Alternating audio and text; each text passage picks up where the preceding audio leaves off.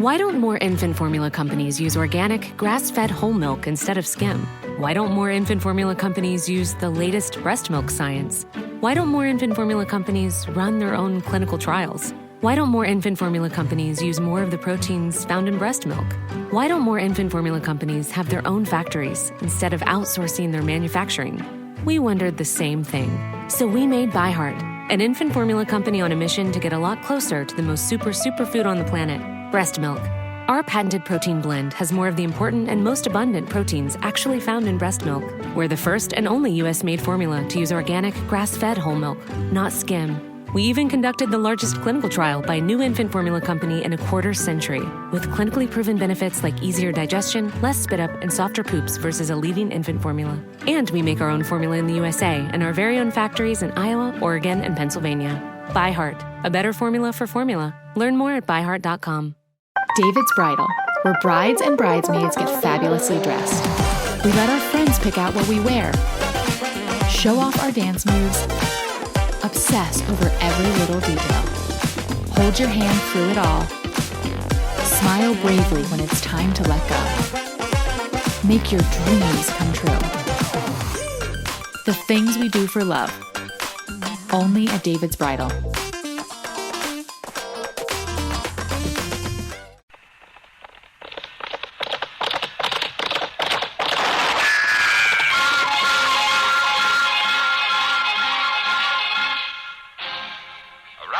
City and in the territory on West, there's just one way to handle the killers and the spoilers, and that's with a U.S. Marshal and the smell of Gunsmoke.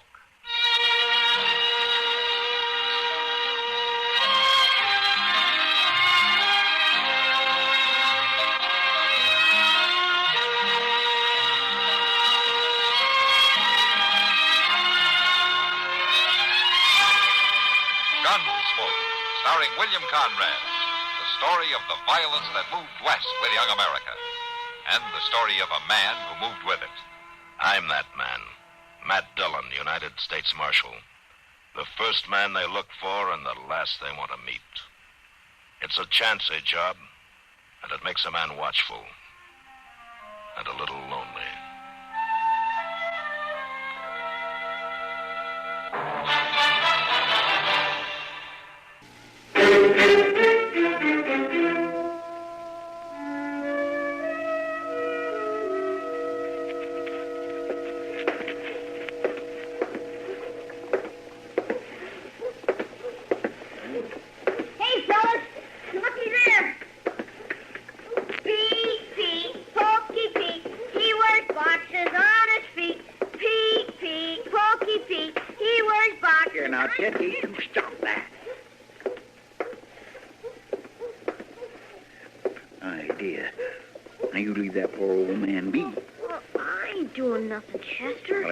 You tormenting old Pete like that? All the fellas do it, Chester. It don't mean nothing. Old Pete don't care. How do you know he don't care? Well, he don't say nothing. It don't make no difference if he says nothing or not. Just ain't right teasing a body for no reason at all. He's awful funny looking, Chester. Well, now, ain't that a shame? You live as long as old Pete, you might be funnier looking yet. What do you mean? You can't never tell what might happen to you, Ted. You might just grow another ear or another nose or something like that. No, sirree, you can't tell at all how you might turn out. I'd be mighty careful before I poked any fun, mighty careful. Well, I guess maybe. Here, pull this while I see if it's strong enough. All right. Hey, that's a fishing pole, ain't it? That's a fishing pole. Of course it's a fishing pole. Ted, if you spent more time down at the river instead of tagging along after old Pete, you wouldn't ask fool questions like that. Hold it steady now. Let me see. Yeah, I guess that'll do all right. You going fishing now, Chester? Well, say, now that sounds like a good idea. Got a special place to go? Boy, I got me a place where them catfish is so big you can hear them meowing before you even reach the river. I'd like to see that, Chester. Well, it's a sight to see, Ted. A sight to see.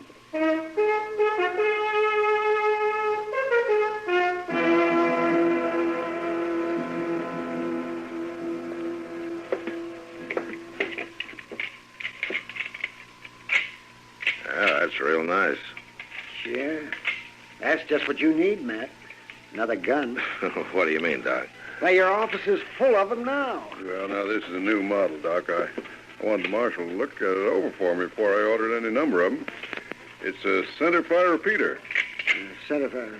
Yeah, whatever that means. Well, if it works right, it means something mighty good, Doc, as far as rifles are concerned. I'll tell you that. Well, they say it works all right, Marshal. Uh-huh. And they're making it in 3 sizes, a 15-shot rifle, a 12-shot carbine, and a half-size 6-shot. Huh. It's a new kind of gun, Doc. If folks had put as much time in on inventing things to cure people with as they do inventing things to kill them with, it would... Hello, Pete. I'll be right with you, Pete. Oh, no, go ahead, Jonas. You wait on him, huh? Yeah. I'd try to take care of him right away when he comes in. He don't come in very often. Sure, go ahead. Take your time. Yeah. All right, now, Pete, what can I do for you this month?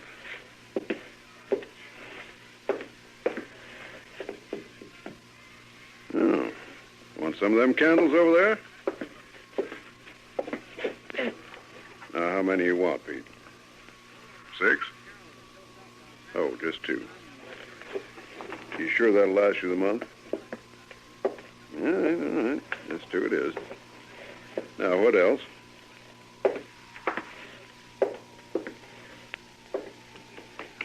Beans. All righty. Now, I'll tell you what I'll do. I'll start pouring them out. You let me know when to stop, huh? You just raise your hand, Pete, when I poured out enough. All right. That's fine. Now, what else you need? Lamp wicks? Lamp chimney? Oh, coal oil. Well, sure. Jonas, we're going to go. I want to catch Jim Buck before he takes the stage out. I'll be back to see the gun later, huh? Well, sure, Marshal, any old time. So long, Jonas. Thank Doc. All right, now, Pete, what else?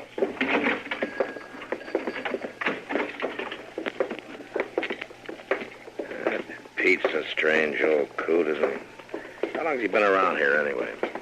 Who, Pete? Oh, heavens, Matt, I don't know. I doubt if anybody does. He's been coming into town once a month. Ever since I've been here, and probably long before that. Why doesn't he talk, Doc? You know what ails him? No, I don't, Matt. He's never asked for any help. He's never been anywhere near my office. I wonder he's so patient with all the tormenting that he takes. Oh, he's always been gentle with the youngsters. Sometimes he can get riled with grown-ups, though. And talking of getting riled, Chester said he was going to bring a package up from the depot for me. Where is he, anyway? Chester is taking a day off. A day off? What's Chester need with a day off? Well, he told me he wanted to take a friend fishing. Fishing? Oh, well, I better get down to the depot and get it myself. And I'll see you later, man.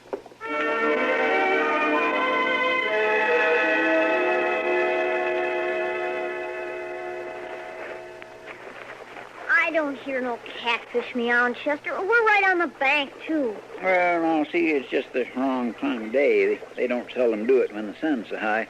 You're more likely to hear him carrying on around supper time. You sure talk funny. Well, I ain't talking funny at nobody the way you were doing to old Pete this morning. I won't do it no more. It's a good thing. Might not come out so good next time. How's that? Well, because old Pete might just turn around and snap you right in two. That's how's that. He don't do nothing. Mind your line. It's heading with that snag down from him. Watch it. That's better. No, old Pete ain't done nothing yet, but he's getting older and tireder, and what with not even getting any sleep at all, he... No sleep? They say he don't sleep a wink. He just sits there with that little old shack of his, guarding that treasure. Here, do you want some more bread and cheese? Ugh, she smells kind of funny. Well, it is pretty stout, but that just signifies it's good. Eat all you want. It's good for you. What kind of treasure does old Pete have? Oh, he got a little old dab of treasure buried out there. They say he towed it clean up the Mississippi off on a pirate ship. You ever seen it, Chester? Well, no, I ain't never seen it exactly, but he uses gold money when he comes to town. He sure has to get it from somewhere. Pirate gold. That's what it is, piece of eight. Piece of what? I'd sure like to see some pieces of 8. Well, now, I ain't so sure that it's part I gold. might just take me a run out there and see. Now, that ain't likely to be a very good idea. Sit still, Ted. If you fell in that river, the catfish would have to help you. Where are you going? I gotta get back, Chester. I got something to do. Well, now, don't you get lost getting home. Boys, they sure don't grow up like they used to. It's just hard to tell what the world's coming to.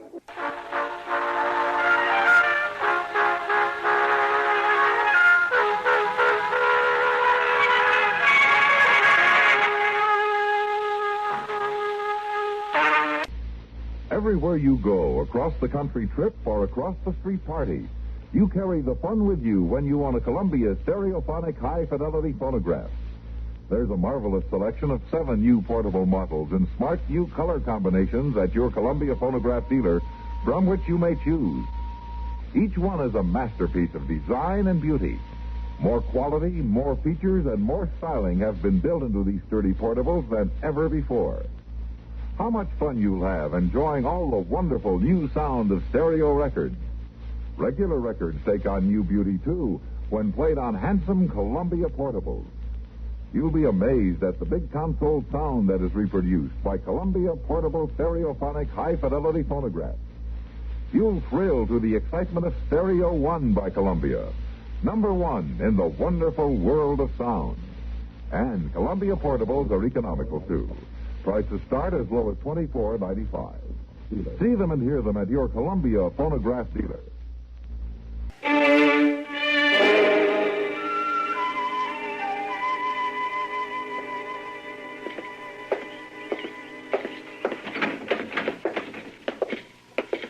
Oh, Matt, you couldn't hold out, huh? You win, Kitty. It's too hot to sit in that office waiting for something to happen. I'll sit down.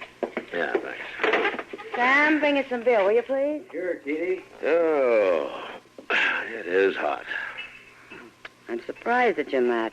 It's usually Chester who complains about the heat. Well, he'd be complaining. He just isn't here. Well, you know, I feel kind of sorry for Chester, running your errands in all this heat. Kitty, Chester is not running my errands. He's fishing. Oh. Here's a beer. Ah, thanks, sir. That's good.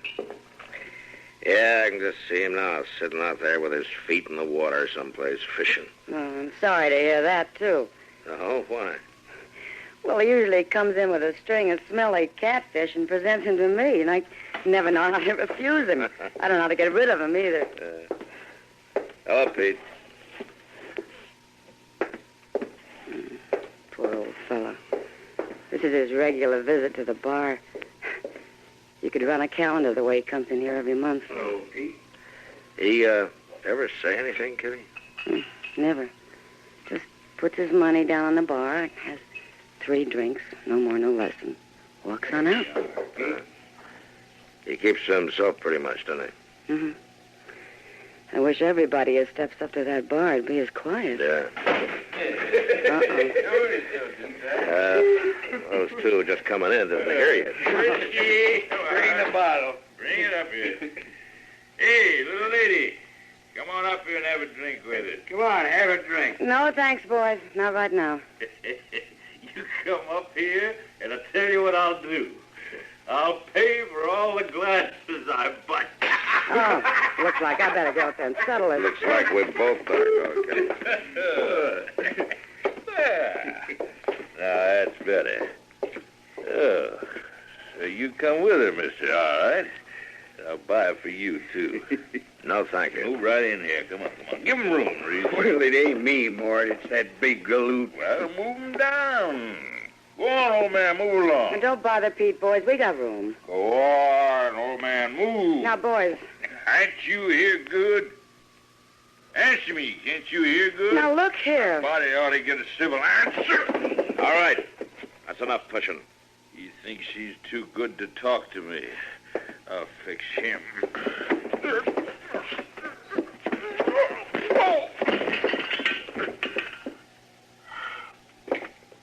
Here, I'll help you up. Why, that old fool, he knocked me down. I'll fix him. Pete's a little tougher than he looks, isn't he? I'll fix him good. Whatever he did to you, you had it coming. I'm going to get him. No. What you're going to do is get out of here and sober up. Maybe I will for now, Marshal. Maybe I will for now. But that uppity old man ain't going to get away with this. And there ain't nothing you can do about it. I wouldn't count on that.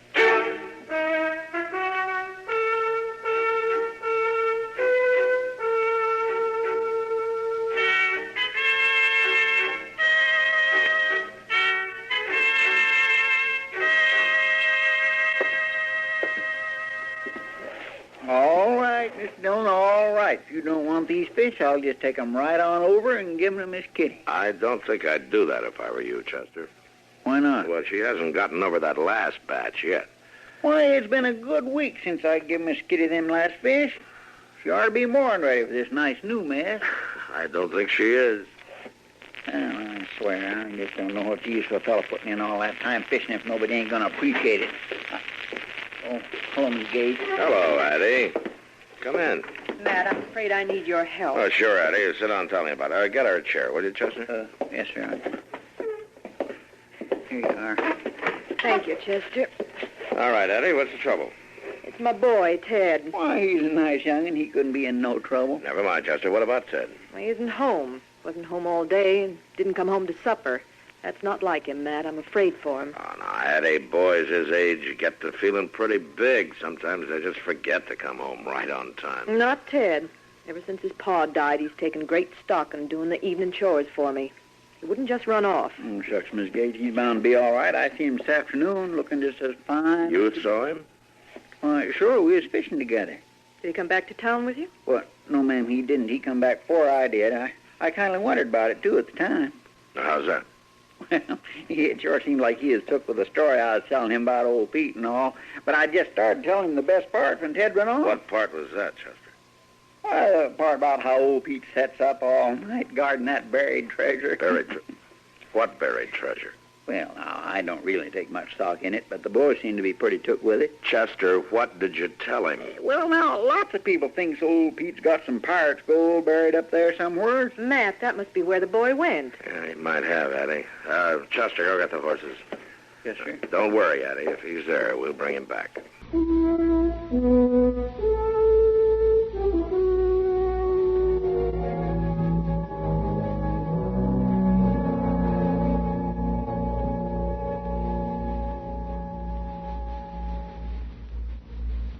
The way CBS Radio's Andy Griffith put it recently, my wife and I have picked out a dandy place for our vacation. It has accommodations for children, it includes hi-fi and air conditioning, and it's a veritable mecca for the tired breadwinner. As a matter of fact, it's got all the comforts of home. You know why? It is home. Well, that's a sample of the offbeat Griffith humor that's winning him new fans every weeknight here on CBS Radio. His approach, according to one observer of the current comedy scene, is a 1959 version of the late Will Rogers. The genial drawl is there, and there's the same twinkling sense of fun. You're sure to like what you hear when Andy Griffith takes to the air right here at this spot on your dial. Along with Andy Griffith, you'll enjoy hearing all those sparkling Comedy Time features. The Amos and Andy Music Hall, Burns and Allen, and Bob and Ray. They're yours for the laughing, weeknights on CBS Radio.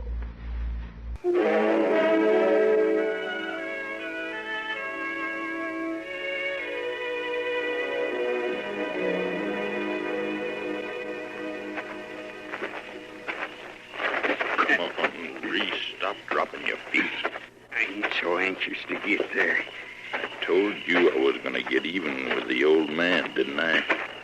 I don't see what he done so bad to get his shack burned down. He's got it coming to him. But he didn't do nothing so bad.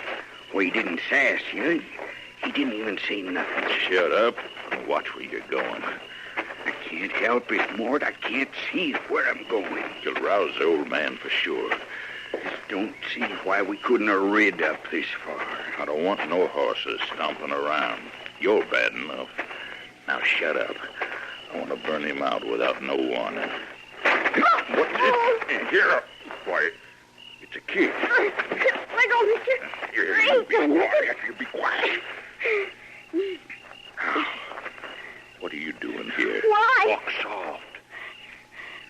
I was just watching for him to come out and guard the treasure, that's all. What's he talking about, Mort? What are you doing here? Come on now, let's have the truth. That's the truth, Mr. Arness. It's pirate treasure. Who told you that? Well, the man from Marshal's office. He says Pokey Pete sits up all night guarding us. You better not try to fool me, boy. I ain't fooling. Cross my heart, I ain't. All right, then. Where's it buried? Oh, I don't know that. You better tell me. Come on, Mort. Let the boy go. That foolish old man ain't got no gold. Well, he don't even have a decent pair of boots. Maybe he does and maybe he don't. But it's sure worth finding out. Now, come on, boy. You tell me where it's buried. I don't know. She's the only one who knows where it is. The old man's the only one. Did you hear that, Reese? I heard it. Well, he was too uppity to talk to us before, but we'll sure get some talk out of him this time. I thought we was just going to sneak up and burn the place. We'll burn it after we talk to him, Reese. After we make him talk. Now, come on. Please, mister. Can I go now? What's the matter, Sonny? Don't you want to see the treasure? Well, I want to go home. You ain't going home yet, Sonny. Not just yet.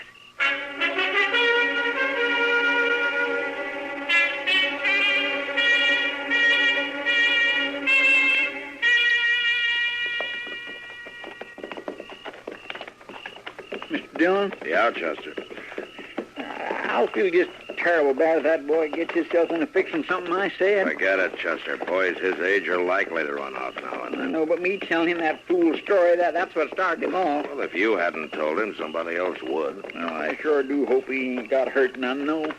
A night in the open isn't going to hurt him, Chester. I know, but that's mighty rough country, and I just ain't too sure what old Pete'd do to it. Look yonder, Mr. Dillon. What? There's a fire out there. Yeah. Must be Pete's shack. Come on.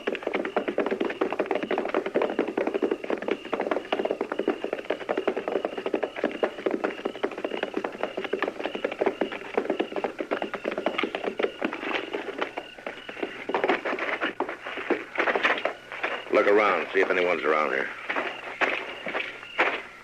There, Mr. Dillon, just outside the door. Oh, yeah.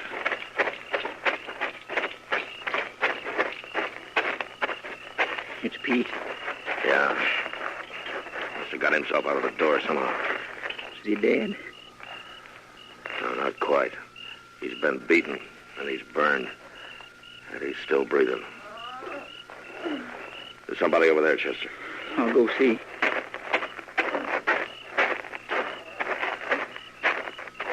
Oh, my gracious. Mr. Dillon? Yeah, Chester.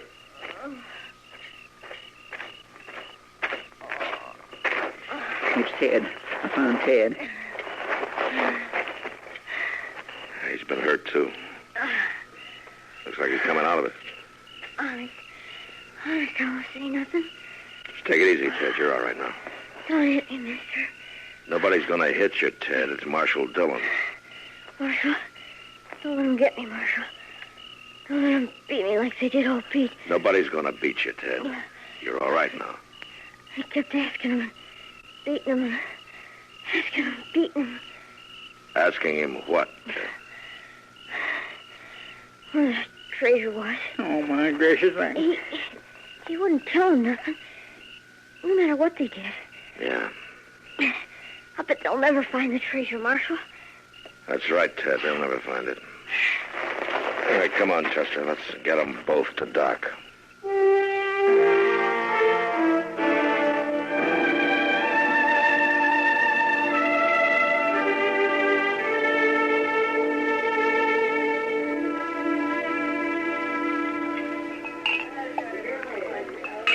Come on, Mort. Drink up and let's get out of here. Oh, quit your fussing, Reese. Ain't no hurry. I thought we was just coming through Dodge to get supplies. Well, we got 'em, didn't we? Just ain't smart to stand around drinking. I don't like it. I'd sooner be headed for Texas. We'll head there. Now, just don't push me. I want to put some distance between me and that shack. There ain't no shack no more. Ain't nobody knowed we was there. The kid does. I took care of the kid. Now, quit fussing at me. You two, you're under arrest, Mark. Marshal, there must be some mistake. There's no mistake. Get the guns, Chester. Yes, sir. You ain't getting my gun. You got no right. You got some idea of resisting arrest, mister? I ain't gonna let you take me That'll in. be just fine with me. I'd like the excuse to beat you from here to the jail cell, the way you beat old Pete. I don't know what you're talking about, Marshal. You don't know about a burning shack, or beating the old man, or the boy? Why, no, Marshal. You must be looking for somebody else. The boy says we're looking for you. Mort, you didn't kill him. Not the boy, not quite. But Pete died in Doc's office just a few minutes ago. Now, come on, let's go. You ain't taking me. Look out, his gun!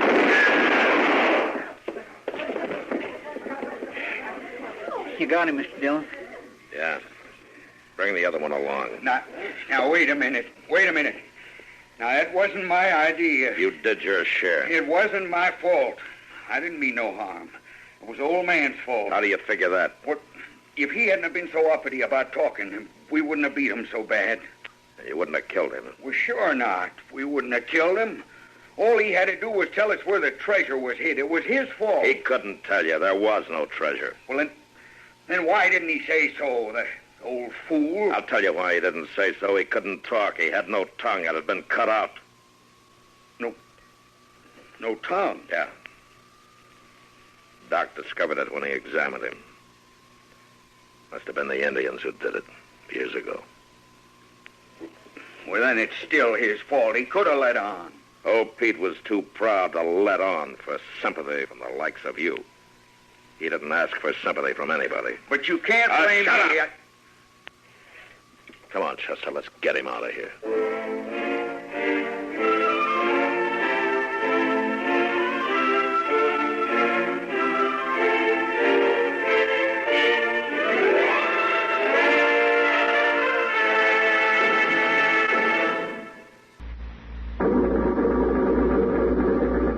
Please. Aha, valve lifter noise. That engine sure needs new K-Site 3C heavy-duty crankcase concentrate. Well, it certainly needs something. But the car is practically new. It'll run like new, too, sir, if you keep its engine clean and friction-free with K-Site's new 3C in the crankcase. K-Site 3C with Barron. Quickly stop hydraulic valve lifter noises. Well, I haven't time to leave it now. Maybe when I have more time. Only takes a minute to add a can of K-Site 3C to your oil. K-Site 3C will clean your engine while you drive, cushion the working parts, and stop that noise. And it costs only $1.50. K-Site 3C smooths and quiets your engine, gives it more pep and power, increases gas and oil mileage, too. Only $1.50? Then it works while I drive? Works while you drive. After only a few miles, you'll really notice the difference. K-Site 3C is guaranteed. If you don't get results, you'll get double your money back.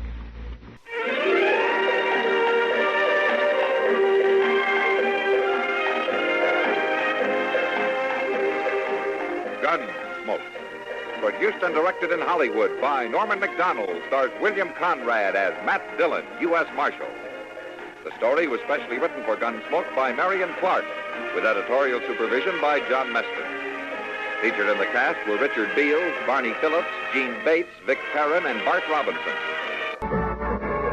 Farley Bear is Chester, Howard McNear is Doc, and Georgia Ellis is Kitty.